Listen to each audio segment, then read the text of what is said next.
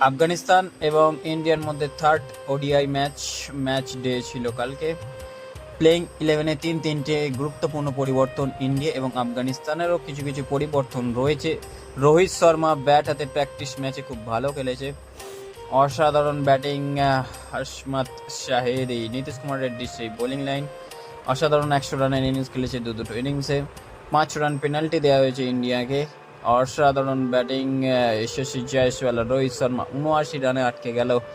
সত্যি অসাধারণ পারফরমেন্স। যশস্বী জয়সওয়ালের 224 রান মাত্র 28 ওভারে চেস করে দিয়েছে। 1104 সম্পন্ন করলো ওডিআইতে। প্রসিদ্ধ কৃষ্ণ অসাধারণ বোলিং 5টা উইকেট 218 রানে গুঁড়িয়ে দিয়েছে এবং ওপেনিং পার্টনারশিপে 175 রান উঠে গেছিল। অসাধারণ বোলিংও করেছে ইন্ডিয়ার সাথে। সিরিজ জয়লাভ করে দিল, 3-0 সিরিজ জয়লাভ এবং জয়ের প্রধান নায়ক যশস্বী জয়সওয়াল লাস্ট ওডিআই ম্যাচে ম্যান অফ দ্য ম্যাচ পুরস্কার হাতে। তিনি দারুণ